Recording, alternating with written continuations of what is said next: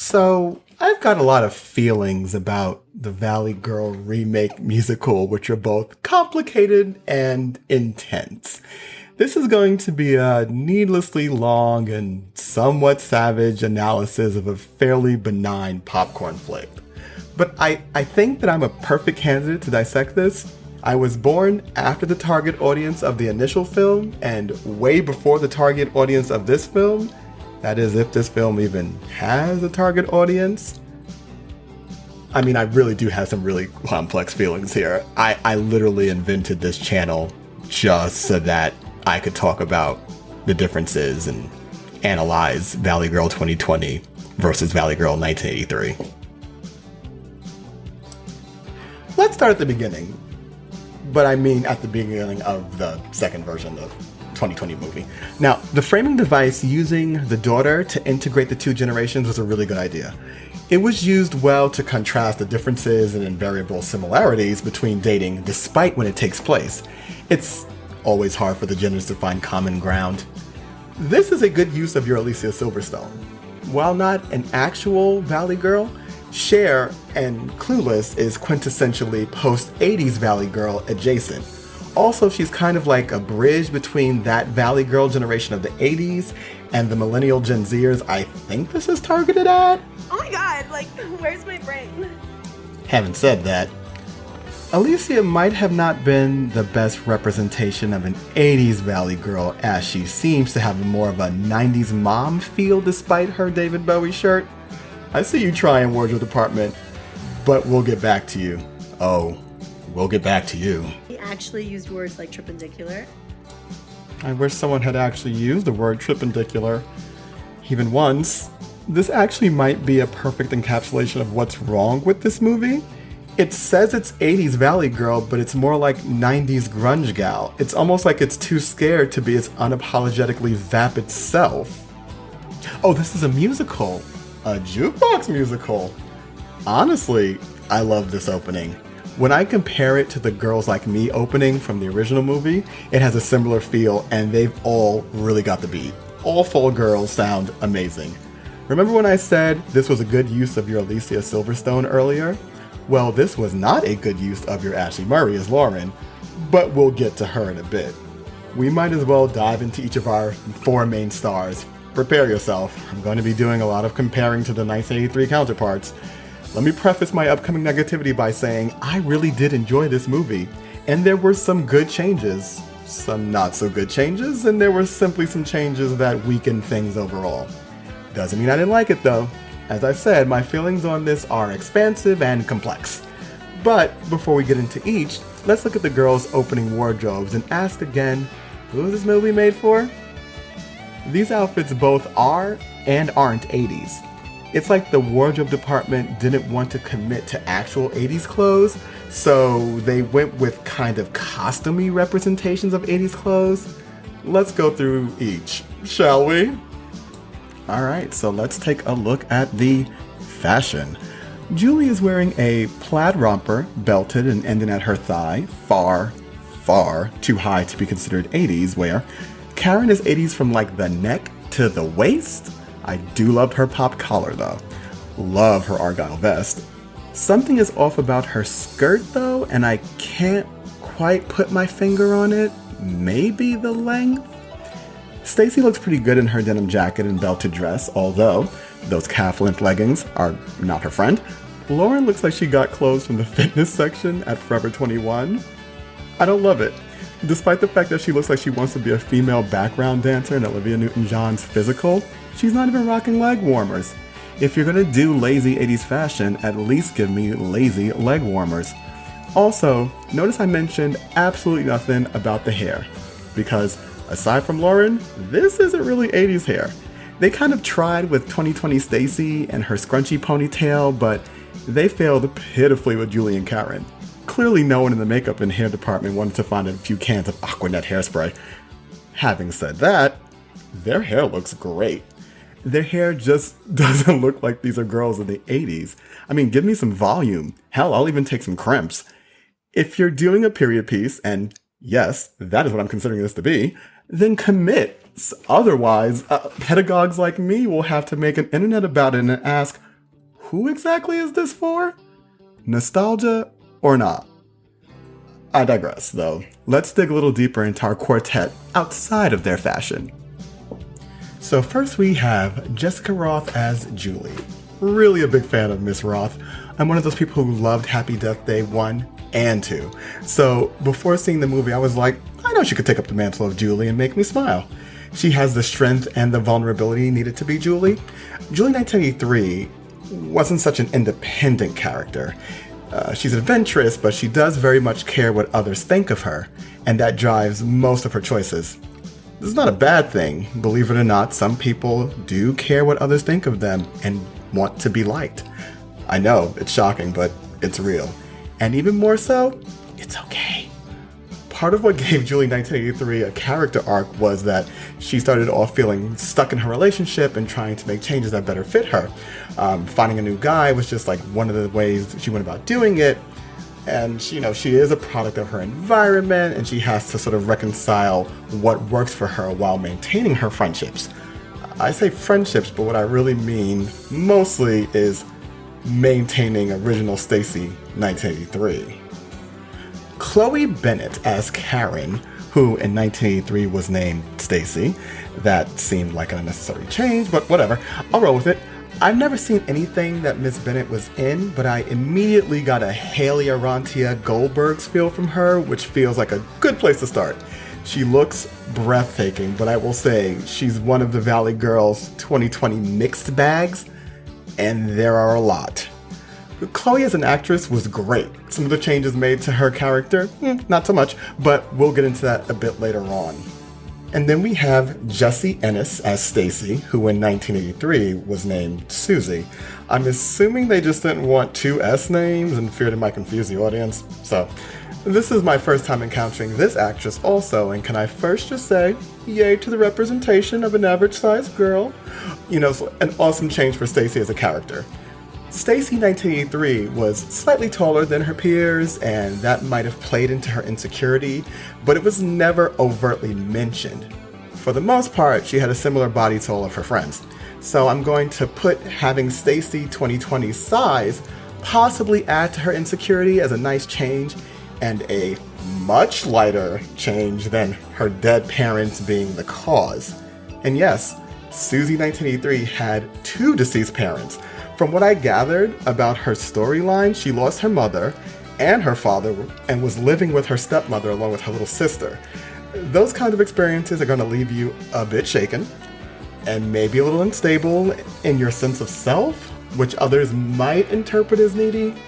So does Stacy 2020 get that kind of arc to round out her character? Nope. Instead, they took it out and replaced it with nothing. This is one of those changes that hurt the character overall. And then we have Ashley Murray as Lauren. I get it. The character of Lauren did not age well, and she was going to be a hard character to put into your 2020 landscape without some serious overhaul. Hell, she was probably a poor representation even in 1983. But she was one of my favorite characters in the original, so I'm gonna wax on about what went wrong with her for a few minutes or so. Okay, so in the 1983 film, Lauren was the somewhat hypersexual, morally questionable friend of our lead, Julie. In the original, Lauren hooked up with her friend's ex-boyfriend and never actually even told anyone about it. Said hookup even got an obligatory tit shot. Most likely, Lauren was just sort of seen as the slut of the group. But I live in a sex-positive household, so we're going to view her through somewhat different eyes. Lauren is the kind of person who craves a real connection and doesn't know how to get it, so she uses her body as an exchange for that affection. Need proof? It's all in her on-screen hookups. After making out with Tommy, she asked him if hooking up meant they were going together. While at prom, when Arthur wanted them to go have sex, she was like, no, we're gonna stay here, and she wanted to try to have time with him in like a non-sexual manner. Lauren's story is a tragedy. An unresolved tragedy. There likely will be no happy ending for Lauren 1983 unless she realizes how she's using her body and hurting herself ultimately. So with Lauren 2020, did we get that kind of pathos? Not even close. We got Ashley Murray liking Janet Jackson and wanting to be a dancer. Now, I know part of the reason for the change was likely race-related. No one needs any more hypersexual representations of young black girls. That adds nothing to society and honestly just hurts many. So, by casting Ashley in the Lauren role, it takes away the writer's chance to play around with how views on sex and sexuality have and haven't changed. I would have loved to see a version of this movie where Lauren, 2020, would have had to go through an experience that left her feeling more in control of her body and how she uses it to connect with others, giving her the more balanced ending that Lauren 1983 never really got. But instead, we got my favorite character practically relegated to being an extra. Representation? Yeah. Substance? Not even a little bit.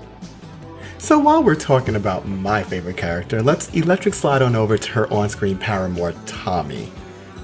Logan Paul as Mickey is perfect. Full stop. Okay, let me explain myself. Mickey, who was Tommy in 1983, was quintessential 80s douchebaggery, and Logan Paul plays it perfectly. Like Tommy, he's entitled and spoiled, but not unlikable. And they even improved on the character by making him a tennis star, thereby at least giving him a reason for others thinking he's such hot stuff. Now, what they did with Mickey and Karen? A little upsetting. And confusing. Oh, I think I just got another Valley Girl 2020 mixed bag in the mail. Alright. It's like they wanted to expand on the Lauren 1983 hookup story with Tommy and decided to do it using the character of Karen. But the thing is, those characters don't really feel like they would ever be a couple, let alone even hook up. Stacy 1983 was about maintaining the SoCal high school hierarchy, and that includes making sure that her friend stays at the top. Stacy 1983, while not the HBIC, is what I like to call a second. A second, often shown in high school dramas, is usually the meaner lieutenant to the school's actual queen bee. She has no interest in being on top, and much of what she does is the proverbial dirty work to keep the queen on the top. Some examples I've seen is Nicole from Popular, Santana from Glee, and Gretchen from Mean Girls. The second, in many ways, is actually the one in charge because she's the one making sure that the queen bee remains known for the behavior she's notorious for, even at times when she wants to break out of that role.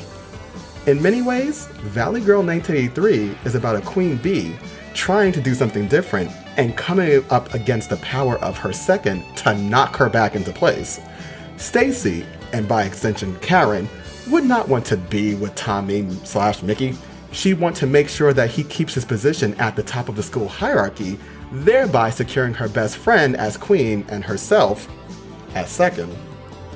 Okay, let's get back to Valley Girl 2020. And now to Hollyweird we go. So, where do I begin? Let's just start off by establishing, not my Randy. In fact, not my Hollyweird overall, but let's break it down. I think the kids of Hollyweird are highlighting the confused era issue again. These kids are coming across a lot more like 90s grunge than 80s punk. It's almost like Valley Girl 2020 was too scared to commit to the craziness of the 80s punk aesthetic. First unnecessary change. The character of Fred became the characters of Jack, played by Mae Whitman, and Sticky, played by Mario Revolori. Here we have that representation popping up again that I spoke about earlier when I was talking about Lauren.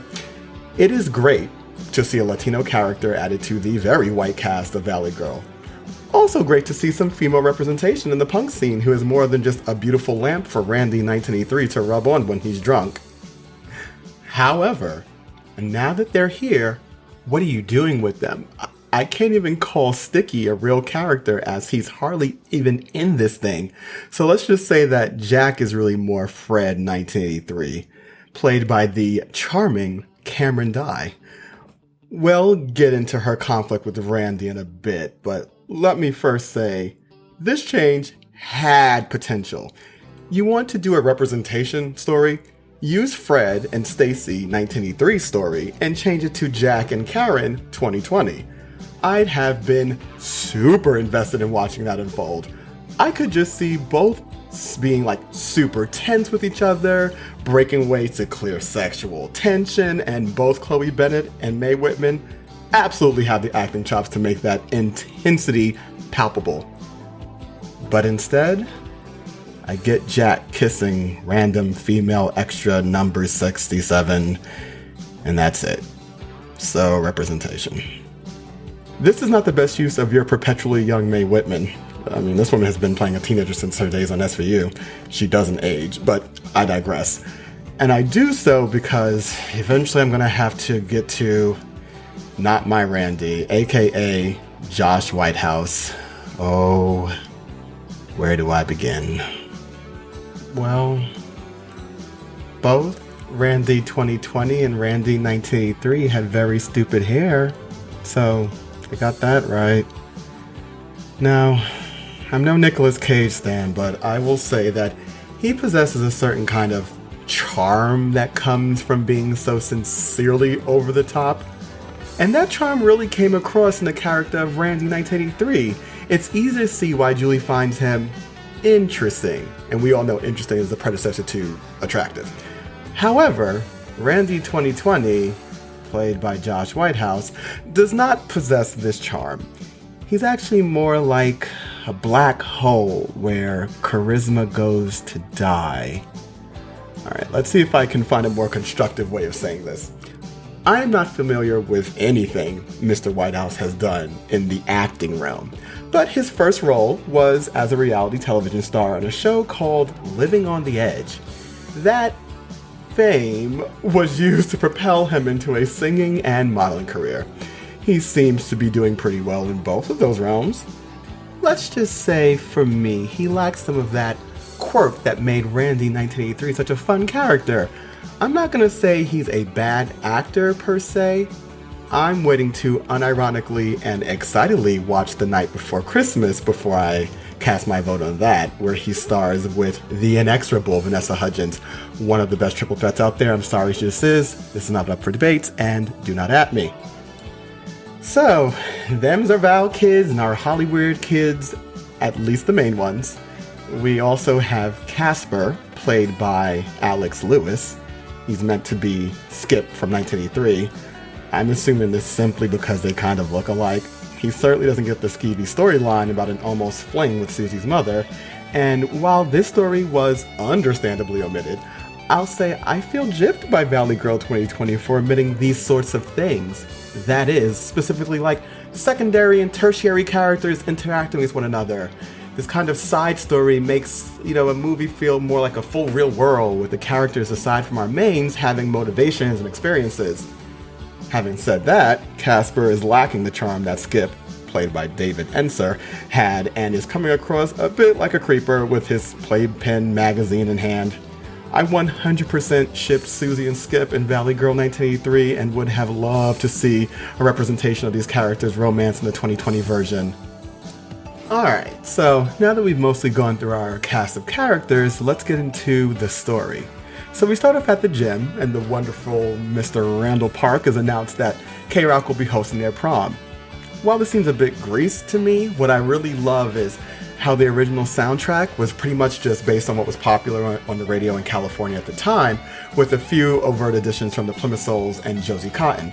So this is a nice little nod to the importance of the local radio station to the overall production. Aside from that, it kind of makes no sense, because who would tune in to listen to someone else's prom? And then I'm taken to this. Promposals. Not a thing in the 80s. Not even a thing in the 90s. Hell, I'm not even sure this was actually a thing in the 2000s. Get out of my movie. Having said that, I feel like the writers really understood their Tommy Mickey character, because this is exactly the kind of lameness he would do as a promposal. I get one shoehorn scene of Lauren dancing at her locker, and then Karen gives the best response to her practicing. Totally have to practice if we're gonna be live on K-Rock. K-Rock is a radio station, Lauren. That whole interaction gave me Stacy Lauren 1983 vibes, and I'm super here for it. So the girls head to the beach and have a great conversation that highlights the shift in gender roles from their parents' time and juxtaposes nicely to how things are even more vastly different now as in the 1980s now. Karen gets another amazing line, to which Stacy unconscionably apologizes. It is at this point in the movie that I am still completely in love with Karen. So Lauren flirts, inviting some guys to the party, and I appreciate that they even use the original 1983 address. Julie meets Randy, and I feel absolutely no chemistry whatsoever, despite Julie's future daughter telling me it's there. Then we move into one of the changes that I absolutely abhor. In the 1983 version, Julie's parents were former hippies who ran a health food store. As a former member of a subculture, I loved seeing how more mature parental versions of hippies looked, the ways that they brought their old hippiness into their adult lives, as well as how it impacted their parenting. Now, what Valley Girl 2020 gave me was yuppies doing jazzercise and caring about stock portfolios. Insert yawn here. I could just watch American Psycho if I needed that in my life. Now, this is no fault of the actors playing the parents, and I do appreciate that they maintain the fact that the parents are very much still in love and sexually attracted to each other. It just wasn't the characterization that I was interested in seeing. The original parents were better. So Mickey is throwing a costume party. I'm going to take this moment to once again complain about the wardrobe department. This feels like a lazy way to shoehorn in recognizable 80s fashion by just making everything a costume, so if it looks lame, and most of it does, they can hide behind, but it's a costume party, it's not supposed to look good. Karen continues to grind down any self-esteem Stacy has left with snarky remark after snarky remark, while Golden God Mickey is unaware that his girlfriend is having an existential crisis, while Randy crashes the party. There's a little Casper, Stacy flirting, and I love them geeking out together. Randy and Julie finally meet at the party, and the song More Than This is doing most of the heavy lifting to make this moment feel romantic and magical, because it ain't.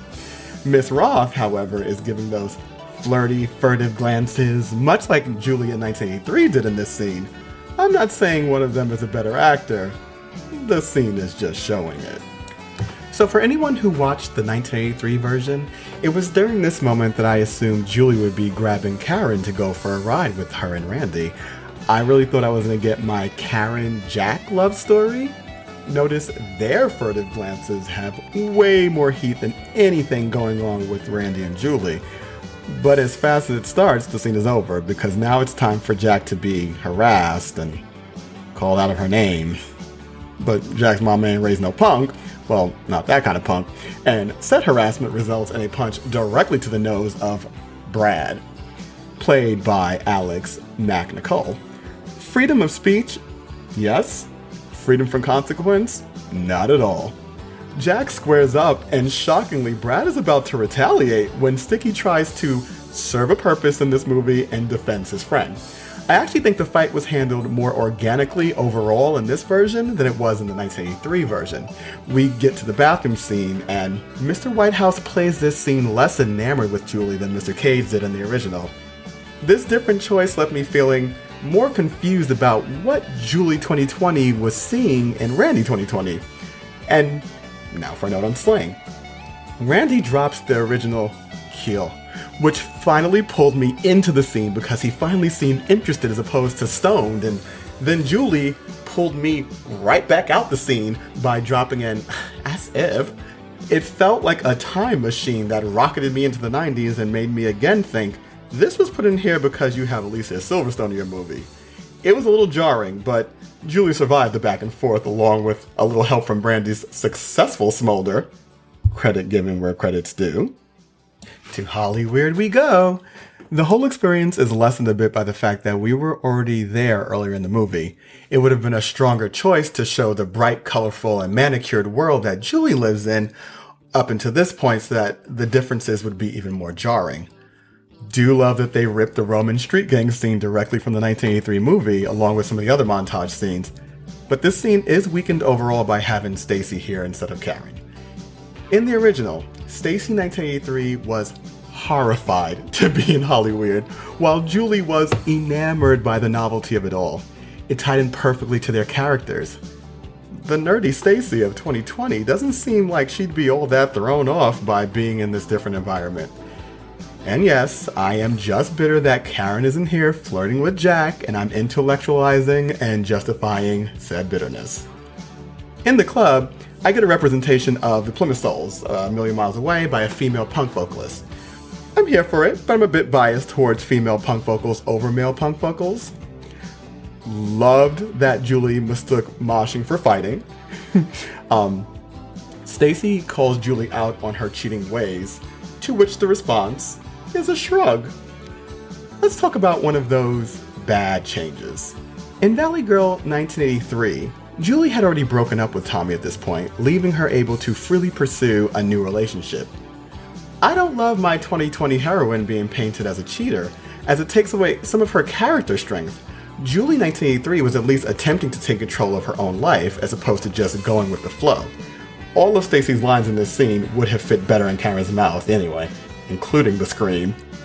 Randy takes Julie home after singing to her on stage, and we come up to one of the stronger aspects of the movie.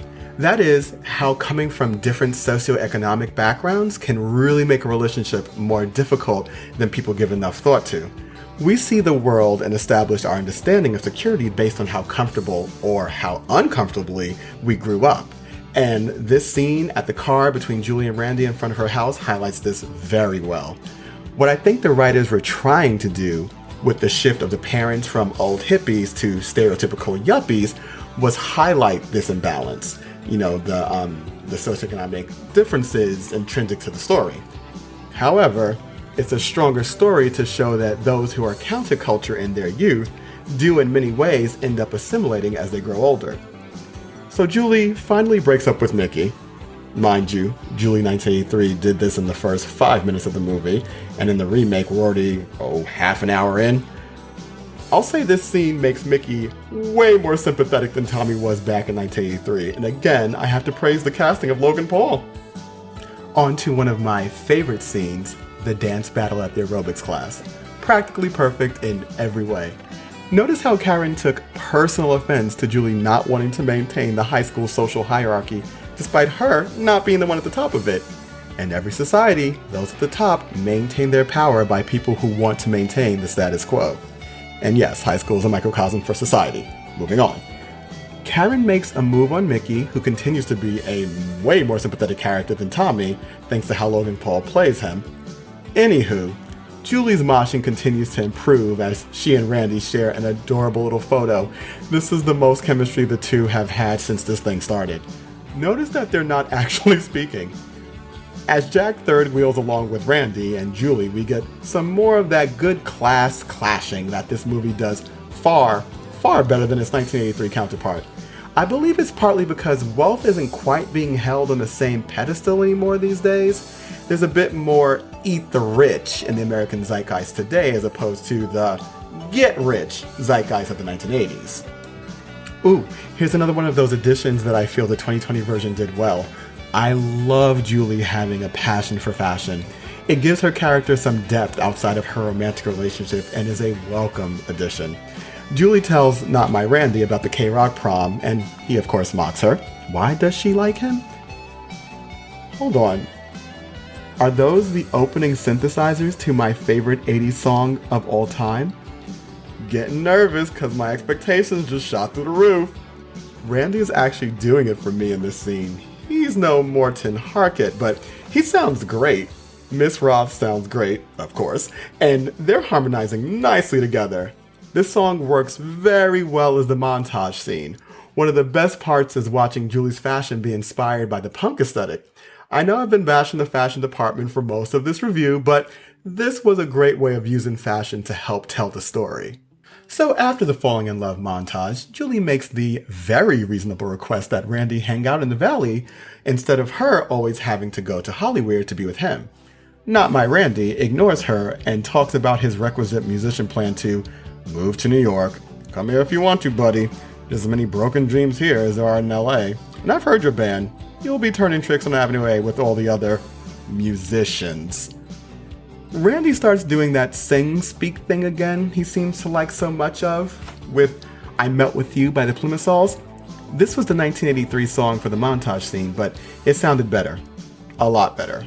Now, I don't know if this scene is supposed to insinuate that they went all the way at this point, but I prefer the 1983 version where they didn't do that until after their reconciliation after prom. I'm a romantic, damn it. Speaking of Not My Randy, the Not My Richmond parents are lecturing Julie from their lame upper middle class perch. This was so much more interesting in the 1983 version, watching the hippie parents try to guide their daughter to make her own choices. As much as I want to be offended hearing them bash my city and call it the crime capital of the world, I believe in the 80s it kind of was, but that perception still persists to this day. At his apartment, Randy tries to make his stupid hair look less stupid. He is unsuccessful in this endeavor, but he successfully pisses off Jack by being pretty self-absorbed. As much as I enjoy Jack continuing to highlight the class war underlying this story, she earned herself a stinging slap to the face with her line, "Parents don't dig you, not even your own." As upsetting as the next scene is to watch unfold, I appreciate how realistically it played out. Americans are far more classist than they think they are, and moving between classes is more of an anomaly than the rule. Even if Randy had gotten there and met her parents, he likely would have felt very uncomfortable and out of place, partly due to her parents, but also due to how American society makes those in lower socioeconomic brackets feel inferior. They take that feeling with them into everything that they do, and Randy likely would have done a little self-sabotage had he gotten there. The pathos of this sequence plays better than in the 1983 version and led to a more organic breakup than what happened in that version. Mr. Whitehouse even finally shows some acting chops when we're speaking about his family too. Credit where credit's due. Julie comes over to see her friends and gets invited to Stacy's party. In the 1983 version, the original party was Stacy's. The awkwardness of her best friend dating her ex-boyfriend is briefly broached, and Karen, being her true self, is completely unapologetic. Stacy, much like 1983's Susie, is the sweetest of the group and tells Julie to bring Randy to her birthday party. Skating ensues, DJ'd by cameoing Nicole Byer. Nailed it! Lauren skates over to Karen and makes the most vapid statement possibly ever. Something you'd expect a 7-year-old to say. "Oh my God, Karen, I have tiny cars on my feet." The excitement and sincerity makes it even worse. This is what you do with my Lauren? Safety dance starts up and, oh look, I need to bash the wardrobe department. Again. Karen and Mickey look adorable in their popped Lacoste collars, but, oh wait, is Mickey wearing 2 polos? So they put him in a trend popular in the 2000s for stories set in the 1980s. I assure you, the character of Mickey would not be that fashion forward. Oh, wardrobe department. To no one's surprise, Randy is awkward and uncomfortable. Mickey, of course, uses this time to show him up and then goes to start a fight with him. And because Randy is the poor kid at this party, everyone looks at him, their pearls firmly clutched, as they disapprove of the scuffle. Julie heads after Randy, who leaves and lets him know she is the one of the vapid, stupid, rich, shitty people. Again, Valley Girl 2020 handles the class dynamics way more successfully than the 1983 version. And I appreciate how unapologetic Julie is in this scene for being who she is. You don't need to apologize for privilege, you need to recognize it, and make sure you're always doing what you can to help others who have less of it. Their breakup here is even more organic than in the 1983 version, and this fight just makes me ask, what does Julie see in this guy? But I might be expecting a little too much maturity from this teenage relationship. I am taken completely out of the fight by Mr. Whitehouse's "for sure," like totally. I don't even think Julie has said "for sure" once up until this point, so it kind of comes out of nowhere. It's just a reference to how Randy 1983 broke up with Julie with the iconic, at least to me, line of "fuck off, for sure, like totally." there's a montage to a song I don't know and feel too lazy to look up. My highlight is I get to praise the wardrobe department for putting Stacy in a perfect recreation of Susie 1983's purple shirt with armless denim jacket and side ponytail outfit. Wasted on a montage, but still, very well done. Okay, I'm trying to be thorough with this review. The song is Space Age Love Song by Flock of Seagulls. Mickey, again being way more endearing than his 1983 counterpart, asks Julie to prom as Randy begins to sing this emotionless version of Boys Don't Cry along with Jack. I don't expect much from the Hollyweird cast, aside from Jack, but this feels especially low energy from both of them. I know this is supposed to be climactic. It isn't. The lyrics work well though. Back in the valley, the bathroom, Stacy and Julie reconcile. She shows herself as Julie's one and only true friend by immediately being concerned about her emotional well-being despite being upset with her. The movie also finally gets an honorary Bechdel test award when Stacy lets Julie know that she got into Dartmouth. So I think it's time for me to be mad at the wardrobe department again. So Julie puts on a prom dress that is a pink approximation of her 1983 prom dress, and I know it's being played for laughs, but she actually looks just fine. And then we have the original 1983 Valley Girl queen herself, Deborah Foreman, to let her know how bitchin' she looks. Under Pressure starts up, likely to play off of Deborah Foreman's line about prom being a lot of pressure.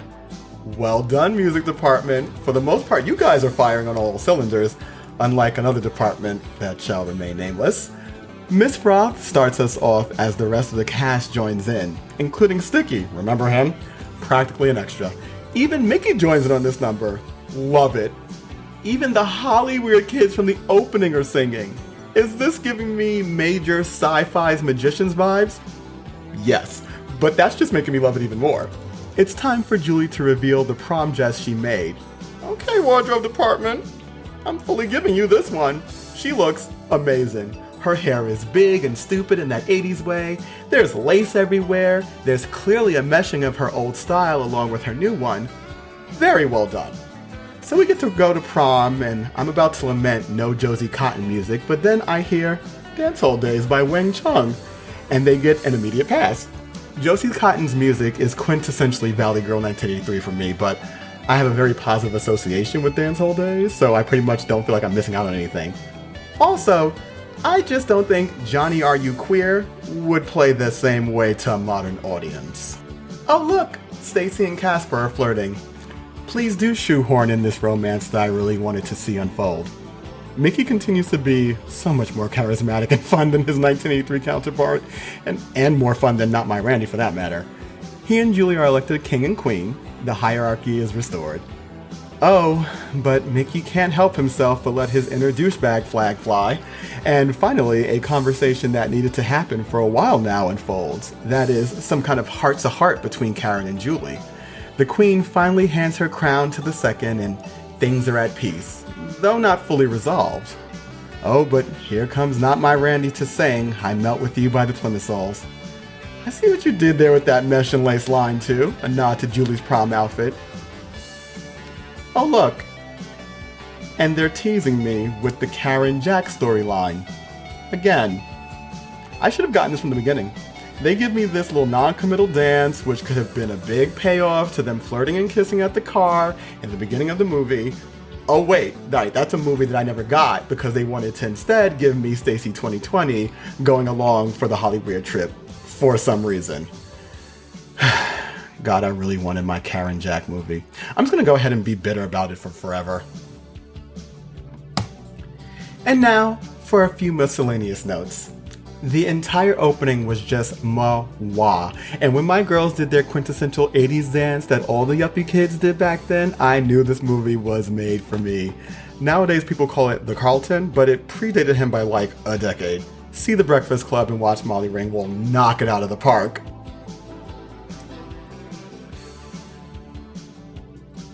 This is a very good use of your Tony Basil. I feel like they likely changed Tommy's name to Mickey purely to be able to use this song at his pep rally. Ashley starts off Girls Just Want to Have Fun nice and strong, vocally and with her dancing. In fact, I love pretty much this whole sequence. I'll even forgive the Walk Like an Egyptian dance. It's very 80s, I just personally hate seeing it. The sequence gives me a Britney Spears Sometimes video feel, and it's doing it for me. Nice and summery. This is a good use of your Ashley and your Chloe.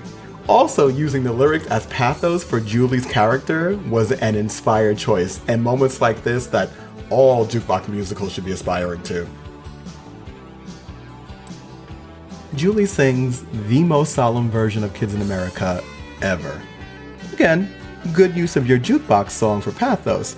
We get to see that all of this superficiality is kind of getting to her, and Julie wants more than this provincial life. Also, for me, this song is quintessentially Clueless, and I consider it yet another nod to the fact that Alicia Silverstone is in the movie. Randy speaks things you might think by the Cars. It's not great, but it does have a nice punk feel to it. Randy does a reinterpretation of Crazy For You by Madonna. It sounds pretty good and has a nice Me First and the Gimme Gimmes covers feel to it. Love Julie getting her little mini mosh on in this scene. I can't get enough of this scene. First, I love a mashup in general, but having Material Girl as Karen's combat to Julie's Just Can't Get Enough is perfect to use as a fight of their current ideologies. And Tainted Love is exactly what Karen views the prospect of Jandy as. Chloe is fully in her character and stands out in this scene. She's doing it so much for me that I'll forgive the weak use of my Ashley. And now for the cameos. Stacy 1983, played by Heidi Holliker, checking out Mickey's bod, a line she said about Randy on the beach in her film. I love it when this movie does things like that. More of this, please. I love those little derivative references, are great. My favorite, E.G. Daly, is on our screen, and I'm so glad that she popped up to play Mickey's drunkety drunk mom. Even if you don't know her face, you know her voice. Tommy Pickles, Buttercup, Mockingbird, just to name a few. And the original queen, Julie Richmond, is here playing a shopkeeper wearing the quintessential 80s blue and hot pink. She still looks great. Alright, and now for my closing thoughts, i.e. the TLDR. Valley Girl 2020 was definitely an enjoyable watch overall. I still don't know who the target audience was. People who like musicals probably won't love the musical execution, especially the jukebox musical aspect of it. And, the fashion had some highs and some lows, mostly lows. The story handled some of the social issues in a much more interesting way than the original version, but it shied away from others that could have elevated the story. Alright, I'm just gonna say it. Hashtag Karen and Jack.